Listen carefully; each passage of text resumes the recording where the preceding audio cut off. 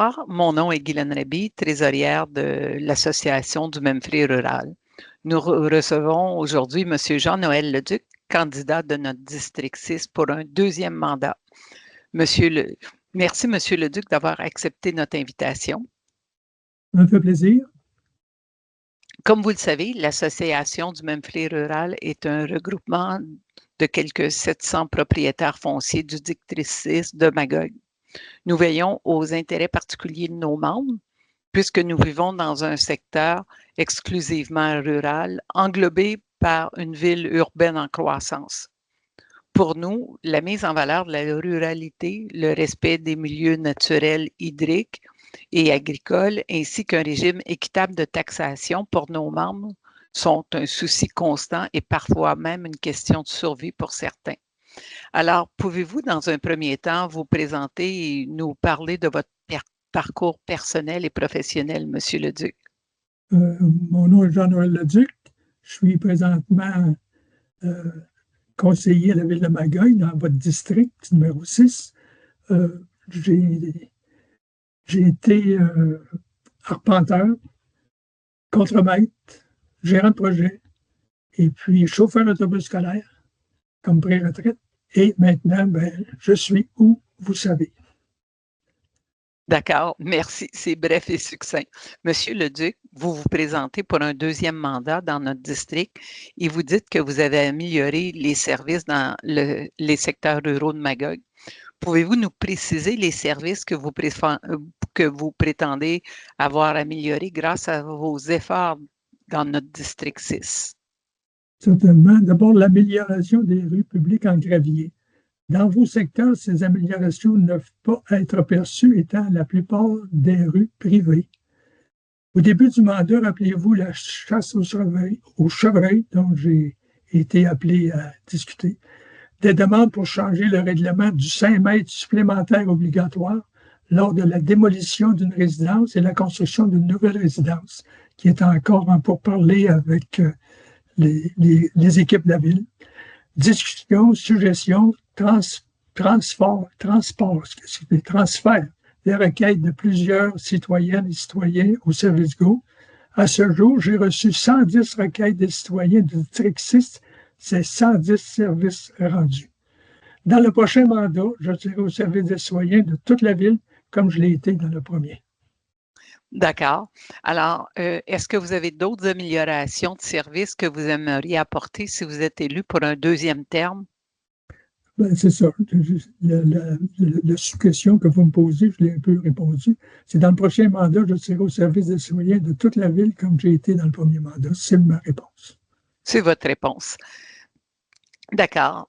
On va passer à la troisième question concernant la loi de 39 qui a été adoptée en décembre 2023, qui permet maintenant... Excusez, pourquoi vous posez la question 2? Hein? Ce que vous m'avez dit tout à l'heure, c'est pas c'est la question 1. Je suis toujours dans la question 1, moi, là. D'accord, mais si vous me permettez, je vais continuer l'entrevue. Donc, je reviens à la loi 39 qui a été adoptée en décembre 2023 par le gouvernement du Québec et qui permet maintenant aux municipalités de moduler le taux unique de taxation pour pouvoir le faire varier d'une fourchette de moins 33 à plus 33 Pour répondre aux spécificités propres de notre territoire rural, le district 6, nous sommes dépourvus de tous les services urbains, bien entendu. Nous estimons mériter une réduction du taux de taxation, mais la mairesse, Nathalie Pelletier, s'y refuse catégoriquement. Avez-vous la ferme intention de travailler à faire appliquer cette loi 39 au conseil municipal et de ne pas baisser les bras au premier refus? Cette question est le nœud de vos interventions. Ma réponse va peut-être vous surprendre, étant moi-même un riverain, mais je réponds selon mes valeurs. Vous devriez dire merci à ceux qui ont été les développeurs de vos secteurs, que ce soit vos grands-pères, vos pères, ou que vous ayez choisi de vous rendre propriétaire d'une résidence dans ce secteur où il n'y a pas de service. Ce fut un choix judicieux, car si vous auriez eu ces services, vos secteurs seraient des villages aujourd'hui. Concernant les taxes, comme vous le savez, l'évaluation est basée sur la vente des propriétés avoisinantes et l'augmentation des taxes est compensée par la valeur de vos propriétés qui, elles aussi, augmentent. C'est sûr que le moment, cela ne vous donne pas d'argent pour payer vos taxes. Dans ce cas, vous faites aider comme moi je le fais. Il y a plusieurs manières de se faire aider. Personne ne va emporter son argent dans la tombe. Pour vous prouver que votre choix fut le bon, dans le secteur urbain, la moyenne oscille autour de 500 000 avec service. Dans les secteurs ruraux, à proximité des plans d'eau, la valeur des propriétés oscille autour du million, et ça, sans service. La modulation des taux de taxation ne pourra pas être le même pour les trois lacs. On pourrait prévoir la mésentente entre groupes de citoyens. Par contre, cela ne m'empêche pas d'apporter cette demande en plénier du Conseil et de connaître l'avis des autres conseillers. Voilà pour cette réponse. Mais est-ce que vous êtes conscient, Monsieur le Duc, après les consultations et les représentations que l'Association du Meneterie rural a fait auprès du conseil municipal de la ville de Magog, que dans certains cas, ici dans le district 6, nous avons subi des augmentations de taux de taxation de 100 alors que la mairesse Nathalie Pelletier avait promis de ne pas dépasser la fourchette d'augmentation de 3 Est-ce que vous êtes conscient, Monsieur le Duc, que dans certains cas, ceci occasionne de l'éviction vraiment résidentielle et c'est un problème sociétal dans notre district qui est important? Parce que vous venez de mentionner, vous me permettez, que la valeur de nos propriétés est plus élevée et qu'elle a progressé plus vite que dans le secteur urbain de Magog. Mais vous en conviendrez que tant que vous n'avez pas vendu votre maison, des augmentations de taxes récurrentes année après année, comme ça, peuvent tout à fait être assez incommodants pour un budget familial. Et vous dites également, vous venez de répondre en disant, vous pouvez vous faire aider. La mairesse de Magog avait mentionné de sortir ses REER pour payer ces augmentations de taxes. Si on prend parallèlement une action cotée en bourse, on paye l'impôt sur le gain en capital seulement quand on la vend, mais notre maison, c'est notre toit. Qu'est-ce que vous avez à dire là-dessus? Je suis d'accord avec ce que vous dites, que c'est votre toit. Puis, c'est comme je vous ai dit précédemment, si, par exemple, vous avez des problèmes à payer, faites-vous aider. C'est de l'argent qui est remboursable à celui qui vous aide. C'est ce que je fais, moi. C'est mon fils qui m'aide à payer mes taxes. Et puis, je vais le rembourser à la vente de la maison. J'ai quasiment le goût de vous demander, si vous n'avez pas de fils et personne pour vous aider, c'est quoi la solution? Ça devient de l'éviction économique. Et c'est pour ça que ça serait important que, à titre de conseiller du district 6, que vous soyez sensible à cette strate de la population dans le district 6 qui ont un taux de taxation, qui ont des taxes démesurées par rapport à bien des municipalités au Québec.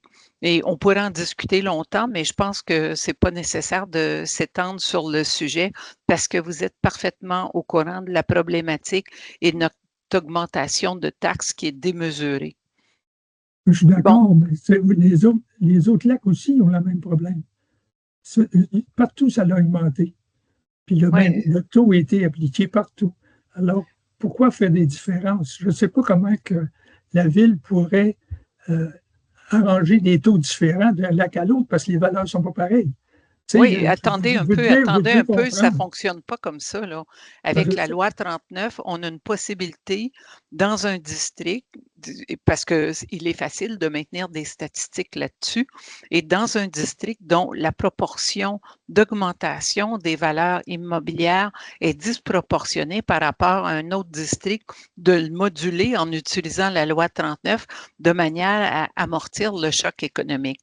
C'est ma question en réalité, c'est que vous le savez que dans notre district, nous avons une distorsion importante par rapport au secteur urbain. Et de toute manière, ça m'amène à vous poser une autre question. Magog est une municipalité avec un budget d'environ 50 supérieur à la moyenne des villes comparables avec 25 000 habitants. nous avons un taux de taxe élevé comparativement à bien d'autres villes de grosseur similaire et on est particulièrement touché par cette expropriation économique de certains de nos résidents. En tant que candidat potentiel et futur porte-parole pour une seconde fois, si vous êtes élu, seriez-vous le défenseur d'une gestion administrative plus saine et plus prudente et qui sait s'adapter à la spécificité du district 6 et quel serait votre plan d'action?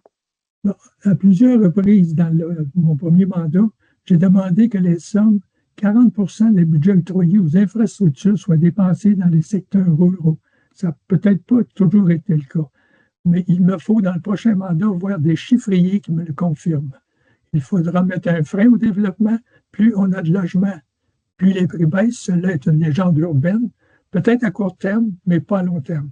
Trop, c'est comme passé. Mais à partir de ce moment-là, Monsieur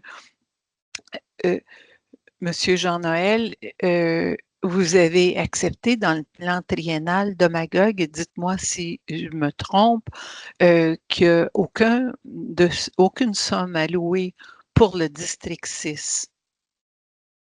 Mais c'est ça, il ne faut pas juste penser au district 6. Là. Moi, je suis conseiller. Oui, mais vous êtes le représentant du district. Je suis du district 6. Mais la ville, c'est plus grand que le district 6. Il ne faut pas juste penser à soi. Il faut penser aux autres aussi. Moi, comme conseiller, je peux conseiller bien plus sur le district 6, mais je ne dois pas m'abstenir de conseiller dans les autres districts non plus. À plusieurs reprises, j'ai eu à intervenir pour des refus de certaines choses. Vous êtes au courant de tout ça. Mais vraiment, moi, tout ce que je peux faire, c'est de mettre un frein aux dépenses actuelles pour essayer de s'assurer que les argents sur les infrastructures sont bel et bien à cette place-là. Comme infrastructure. Et dans un deuxième mandat, est-ce que vous allez lever la main pour penser aux résidents du district 6? Bien, je l'ai énuméré tout à l'heure. Je vous l'ai dit. Je vous ai dit, mais ça ne m'empêche pas d'apporter votre demande au plénier. Je ne suis pas tout seul à décider. Là. Il va y avoir 7 autres conseillers qui vont discuter de l'affaire. Vous savez, la loi 39, là, pour moi, c'est tout à fait nouveau. La première fois que j'ai entendu ça, c'est M. Smith qui me l'a dit dans vos questions. Mais je ne l'ai pas étudié, la loi 39. Je ne sais pas qu'est-ce qu'elle peut faire, qu'est-ce qu'elle peut moduler. Vous le savez, mais moi, je ne sais pas. Je vous invite à la consulter, puis nous avions posé, elle a été adoptée en décembre 2023, donc ça fait quasiment 2 ans. Je vous invite à la consulter et nous avions été au conseil de ville pour demander quel était le point de vue de la mairesse à cet égard-là et c'est là qu'elle a accusé un refus complet de regarder cet aspect-là et cette dimension-là pour les résidents du district 6. Pouvez-vous me dire actuellement quel montant d'argent est alloué au district 6 dans le plan triennal, spécifiquement pour le district 6? Il n'y en a pas.